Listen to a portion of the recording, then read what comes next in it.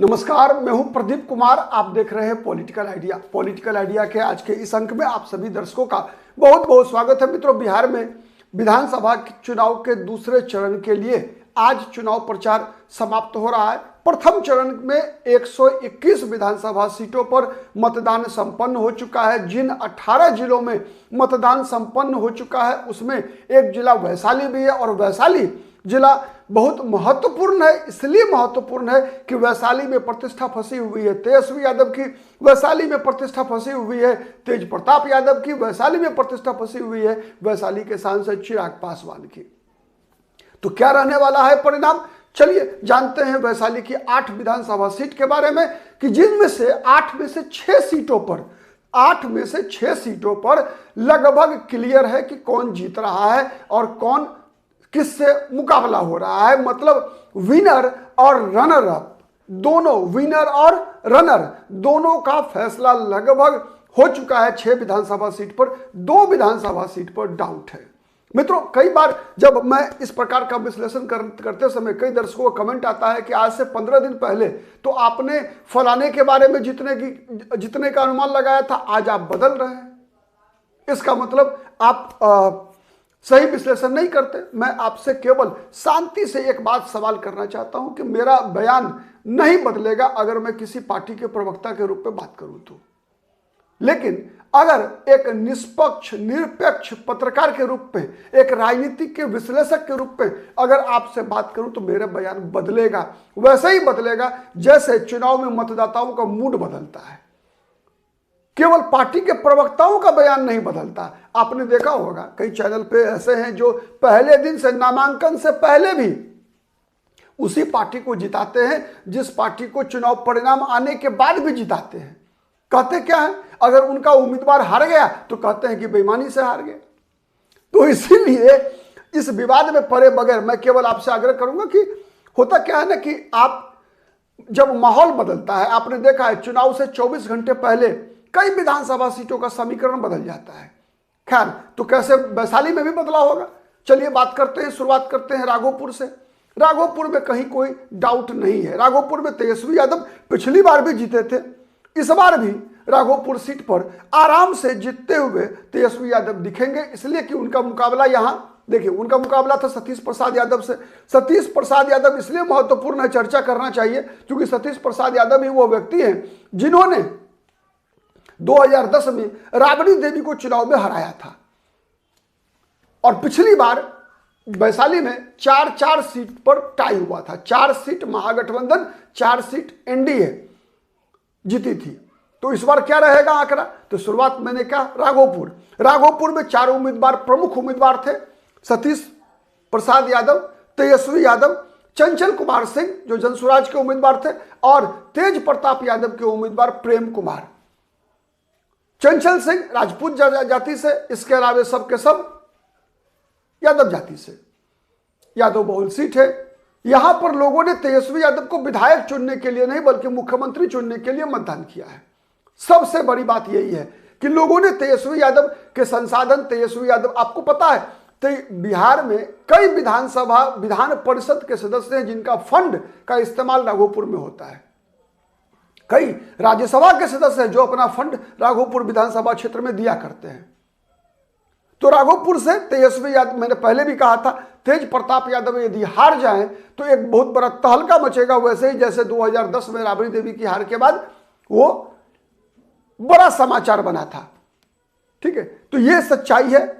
इसीलिए राघोपुर में तेजस्वी यादव की जीतने की संभावना 99% है। अब पहले मैंने कहा था, आपको याद होगा 90%, अब मैं बता रहा हूं आज कि यह 99% है। तेजस्वी यादव चुनाव जीत चुके हैं।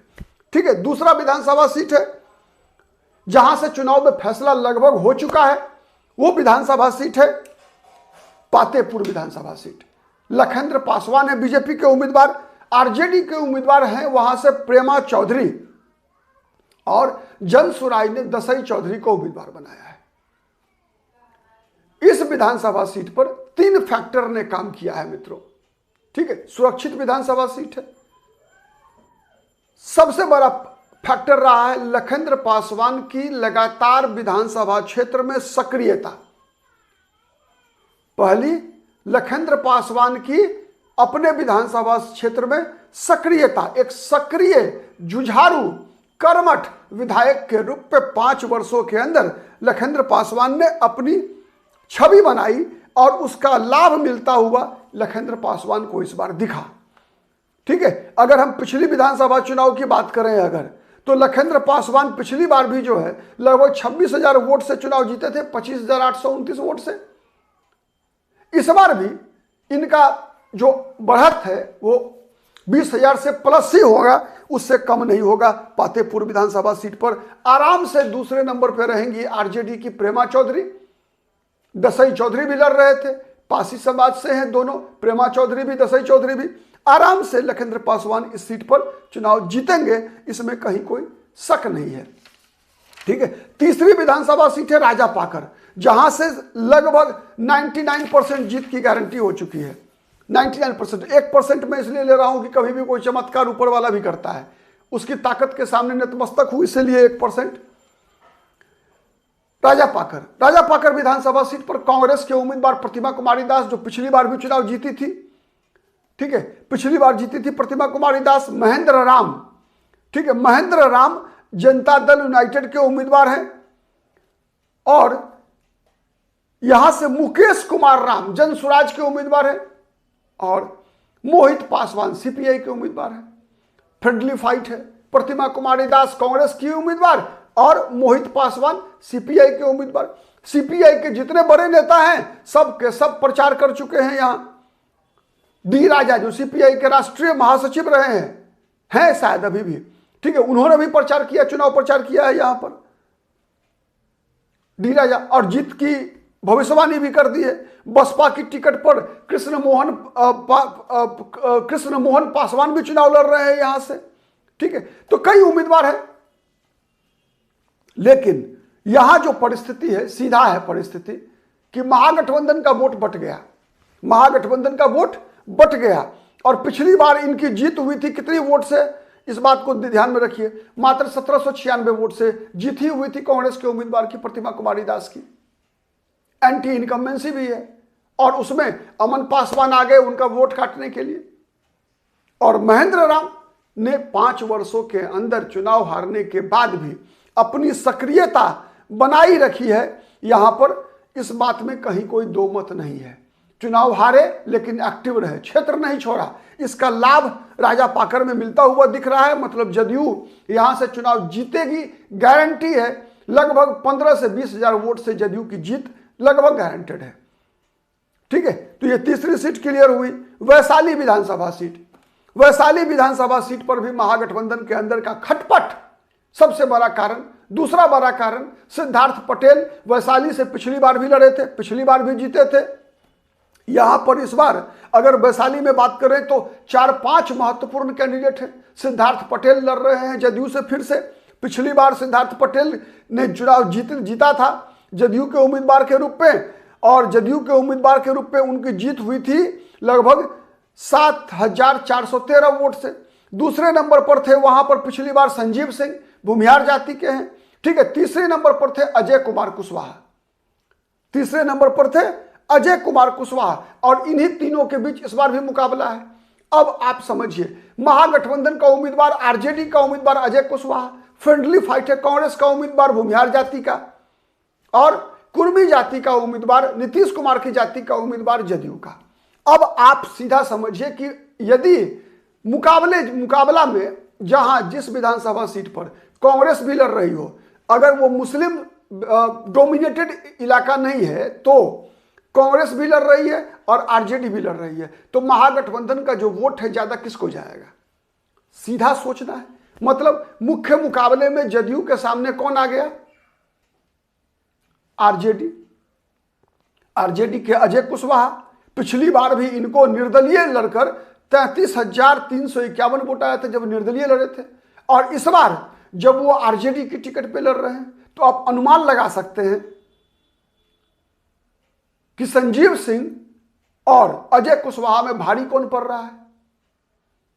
और ऐसी परिस्थिति जब जब होता है मित्रों, तब तब आपने देखा है कि संजीव सिंह भूमिहार जाति से आते हैं, जो सवर्ण का वोट है, क्योंकि वैशाली विधानसभा सीट में भूमिहार भी हैं, राजपूत भी हैं, थोड़ा ब्राह्मण भी है, ठीक है। तो ये वोट जाएगा कहां? संजीव सिंह को भी मिलेगा, ऐसा मैं नहीं कह रहा। वहां तो इसका लाभ किसको मिलेगा? इसका लाभ बीजेपी को, सॉरी जदयू को मिलेगा। और सिद्धार्थ पटेल के साथ जो एनडीए का कॉम्बिनेशन है, और उससे भी बड़ी बात मैं बताऊं कि इस बार चिराग पासवान के, आप पिछली बार जो अजय कुशवाहा को जो वोट आपने 33,000 देखा, इसमें केवल अजय कुशवाहा का वोट नहीं था, उसमें चिराग पासवान का भी वोट था। हाजीपुर में पासवान जाति एक बड़ा फैक्टर है, और केवल रामविलास पासवान, चिराग पासवान का आधार जो है हाजीपुर वैशाली जिले में केवल पासवानों के बीच नहीं है, पासवान से अलग भी कई ब्लॉक है, व्यक्तिगत व्यवहार के कारण कई कुछ अलग अलग फैक्टर है, जिसके कारण तो इसका असर जो है वहां चिराग पासवान का भी वोट है। तो चिराग पासवान का साथ मिलना एनडीए के उम्मीदवार सिद्धार्थ पटेल को और मजबूत कर गया है। महागठबंधन का वोट बटा है, और इसलिए जब आमने सामने की लड़ाई है आरजेडी के उम्मीदवार और जदयू के उम्मीदवार, और आमने सामने की लड़ाई इस तरीके की है कि वहां जदयू के उम्मीदवार सिद्धार्थ पटेल के चाचा बृषिंद पटेल, जो कि विरोध कर में हैं सिद्धार्थ पटेल के, वो भी कुछ बिगाड़ नहीं पाए हैं। आमने सामने की लड़ाई में आमने सामने का मुकाबला है वैशाली में, ठीक है। और इस आमने सामने के मुकाबले में सीट सिद्धार्थ पटेल को जाती हुई दिख रही है। जदयू के उम्मीदवार यहां से चुनाव जीतते हुए आपको दिख रहे हैं, ठीक है। उसके बाद विधानसभा सीट है डाउटफुल विधानसभा सीट के बारे में बता दूं, लालगंज में थोड़ा डाउट है। क्यों डाउट है? आप देखिए, लालगंज में मुकाबला आमने सामने का है, आमने सामने का मुकाबला है एकदम एलजेपी के संजय सिंह और शिवानी शुक्ला के बीच। जनसुराज के अमर कुमार सिंह भी लड़ रहे हैं। ये वो विधानसभा सीट है जहां पर कि कांग्रेस पार्टी ने अपना उम्मीदवार वापस ले लिया। पिछली बार संजय सिंह जीते थे, पिछली बार संजय सिंह जीते थे बीजेपी के उम्मीदवार के रूप में, ठीक है। लेकिन इस बार जिस प्रकार का माहौल है वहां, उसमें 2-3 सवाल है, इसके आधार पर इसका जवाब मिलेगा कि क्या भूमिहार और यादव दिखा है ऐसे कम असर पड़ा है, मोकामा का असर कम पड़ा है, लेकिन पड़ा तो है। सबसे बड़ा सवाल इसीलिए है कि भूमिहार और यादव क्या एक साथ मतदान कर सकते हैं? लोकसभा चुनाव के दौरान यह सवाल उठा था जब मुन्ना शुक्ला वैशाली से लोकसभा का चुनाव लड़ रहे थे। यही सवाल इस बार भी उठ रहा है। और दूसरा जो बड़ा फैक्टर बीजेपी के हक में गया है, यहां संजय सिंह है, बीजेपी के उम्मीदवार हैं, यहां से उनके हक में जो एक फैसला गया है वो ये गया है कि आदित्य कुमार राजा, जो कि कांग्रेस की तरफ से नामांकन किया था, वैसे बिरादरी से आते हैं, उनको कांग्रेस पार्टी ने नामांकन वापस करवाया। इसका लाभ लालगंज में बीजेपी को मिलता हुआ दिख रहा है। आदित्य कुमार राजा बीजेपी का समर्थन कर रहे हैं, इसका लाभ बीजेपी को वहां मिलता हुआ दिख रहा है। पहले भी वैश्य वर्ग के मतदाता अच्छी खासी संख्या में है वहां। पहले भी आपको याद होगा 2015 विधानसभा चुनाव में लोजपा की टिकट पर जो उम्मीदवार जीते थे राजू शाह, लालगंज से ही चुनाव जीती हुई थी, राजकुमार शाह। तो इसीलिए वहां इस बात का बहुत बड़ा असर है। इस आधार पर आज के डेट में अगर कहेंगे तब तो सबसे मजबूत स्थिति में यहां भी बीजेपी दिख रही है। लेकिन थोड़ा सा ये अगर मोकामा वाला असर नहीं पड़ा है, संभावना कम है, ज्यादा है संभावना कि पड़ा है, तो बीजेपी गारंटेड जीत है यहां से, ठीक है। अगर मैं कहूं तो 60% जीत की संभावना बीजेपी की है, 40% पर आरजेडी की शिवानी शुक्ला है, ठीक है। तो ये लालगंज विधानसभा सीट हो गई, ठीक है। अब बचा महुआ विधानसभा सीट। महुआ विधानसभा सीट पर मित्रों चतुष्कोणीय मुकाबला है। यहीं से लड़ रहे हैं तेज प्रताप यादव, जनशक्ति जनता दल, आरजेडी की टिकट पर लड़ रहे मुकेश रोशन, निर्दलीय आसमा परवीन। यहां लड़ाई तेज प्रताप यादव और मुकेश रोशन की नहीं थी, यहां लड़ाई तेज प्रताप यादव और तेजस्वी यादव की है। एक तरफ तेजस्वी यादव के साथ लालू राबड़ी का विरासत है, वहीं तेज प्रताप यादव के साथ केवल तेज प्रताप यादव की दादी मरसिया देवी का फोटो है। और तेज प्रताप यादव ने अपने आप को एक विक्टिम कार्ड खेलने का प्रयास किया है, सहानुभूति बटोरने का प्रयास किया है, अपने परिवार के अंदर अपने आप को कमजोर दिखाकर अपने पिता के विरासत पर अपना अधिकार जताने का प्रयास किया है। और इस प्रयास में कुछ हद तक सफल होते हुए दिखे हैं। इतना सफल नहीं हुए जिससे कि वो चुनाव जीत सके, बट आरजेडी के उम्मीदवार मुकेश रोशन की हार तय जरूर कर दी है। उसका कारण है, सबसे पहला कारण है कि यादव वोट का बंटवारा। यादव वोट स्पष्ट रूप से बटा है, बंटवारा एकदम आधे आधा बंटवारा है तेज प्रताप यादव और मुकेश रोशन के बीच। इसके अलावा चूंकि मुसलमान, चूंकि आरजेडी का सबसे आधार वोट क्या है, यादव प्लस मुसलमान, मुसलमान भी बट गया है। यहाँ आसमा परवीन जदयू के उम्मीदवार जिनको टिकट नहीं मिला था, मिला इस बार, पिछली बार सेकंड नंबर पर थी आसमा परवीन, इस बार निर्दलीय लड़ी। तो वहां जो माहौल बना है उस माहौल में आसमा परवीन ने भी वोट काटा है मुसलमानों का, और बाकी वोट मुकेश रोशन को गया, आरजेडी को गया। क्योंकि मुसलमानों के अंदर एक बात है कि बीजेपी को सरकार बनाने से कोई रोक सकता है, तो तेजस्वी यादव को मुख्यमंत्री बनाना है, यह चर्चा। तो यहां पर लाभ कह सकते हैं एनडीए के वोट में, एनडीए के वोट में 10% का केवल नुकसान दिख रहा है। इसलिए दिख रहा है कि एनडीए के भी समर्थक, पर्टिकुलरली जो सवर्ण समाज के लोग हैं, उनके अंदर भी तेज प्रताप यादव के प्रति सहानुभूति का भाव एक वर्ग के अंदर निकल कर आया।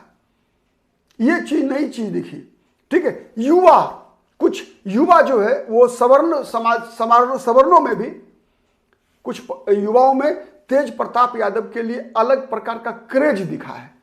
तो इसका लाभ तेज प्रताप यादव को मिलता हुआ यह दिखा है कि तेज प्रताप यादव ही मुख्य मुकाबले में हैं। तो संजय सिंह, एलजेपीआर का मुकाबला तेज प्रताप यादव से यहां होता हुआ दिख रहा है। इसलिए दिख रहा है कि महागठबंधन का जो आधार वोट है वो बंटता हुआ दिखा है, बंट गया है, ठीक है। यह सबसे बड़ा फैक्टर हुआ है। इसके बाद अगली विधानसभा सीट है महनार, जिसके बारे में कुछ भी कहना मुश्किल है। सबसे टफ अनुमान लगाना है महनार में, चूंकि पिछली बार यहां से रामा सिंह की पत्नी बीना सिंह चुनाव जीती थी आरजेडी की टिकट पर, ठीक है। इस बार आरजेडी ने भी अपना उम्मीदवार यहां से बदल दिया। जदयू के उम्मीदवार पुराने ही उम्मीदवार हैं, पिछली बार भी लड़े थे, हार गए थे। उमेश सिंह कुशवाहा जेडीयू के प्रदेश अध्यक्ष हैं, चुनाव जीतेंगे तो मंत्री बनेंगे। ये बातें लगातार प्रचारित की जा रही है वैशाली में कि उमेश सिंह कुशवाहा को मंत्री बनाएंगे नीतीश कुमार अगली बार, ठीक है। वहीं रविंद्र सिंह भी राजपूत जाति से हैं, बड़े व्यवसायी हैं। तो दोनों के बीच मुकाबला है। साथ ही इस विधानसभा सीट पर जो डॉक्टर राजेश चौरसिया को जनसुराई ने उम्मीदवार बनाकर एक अति पिछड़ों का वोट काटने का प्रयास किया है।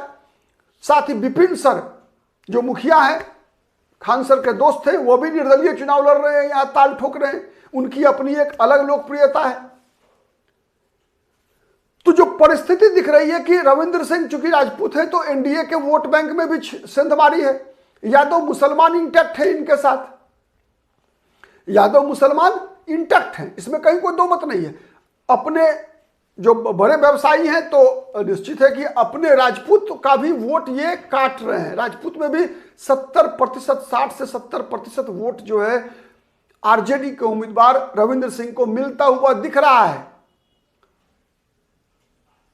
जो रणनीति आरजेडी ने पिछली बार बनाई थी, जिस रणनीति के सहारे वीना सिंह की जीत हुई थी, वही रणनीति आरजेडी का इस बार भी बनता हुआ दिख रहा है। लेकिन पिछली बार अगर बात कीजिएगा तो पिछली बार आप देखिए कि महनार में उमेश सिंह कुशवाहा की जो हार हुई थी वो हुई थी 7,000 वोट से, 7,947, 8,000 लगभग वोट से हार हुई थी। तो इस बार जो वहां परिस्थिति है महनार में भी, जो लोजपा फैक्टर, महनार में भी है, ठीक है, चिराग पासवान का फैक्टर महनार में भी है। एक दूसरा फैक्टर है महनार में कि इस बार आरजेडी के खिलाफ जो है, आप कह सकते हैं कि आरजेडी का जो मुकाबला वहां एकदम बहुत मुश्किल नहीं है अनुमान लगा पाना, ठीक है। लेकिन जो तेज प्रताप यादव के उम्मीदवार भी राजपूत जाति से हैं, ठीक है। तो कई ऐसे फैक्टर हैं जहां पर कि वहां पर हौच पौच की स्थिति है, कुछ भी स्पष्ट नहीं हो पा रहा है, अनुमान लगाना बहुत ही मुश्किल है। कुशवाहा कुर्मी अति पिछड़ा जहां उमेश सिंह कुशवाहा के साथ है, वही सहनी समाज रविंदर सिंह के साथ है, आरजेडी उम्मीदवार के साथ है। तो ये सब फैक्टर मिलाकर क्लियर स्पष्ट विपिन सर ने कितना वोट काटा है, क्योंकि कुछ पंचायत ऐसा है जहां विपिन सर का प्रभाव है। विपिन सर का चुनाव प्रचार करने के लिए कई मतलब जो जेन जी जिसे हम कहते हैं ना, जो 18 से 27-28 साल के लोग हैं, वो लोग जन सुराज और विपिन सर जैसे कैंडिडेट के पीछे भागते हैं। यहां भी भागा है कुछ लोगों ने। तो इतना घालमेल है यहां, जिससे कि यहां पर कुछ कहना थोड़ा मुश्किल हो रहा है।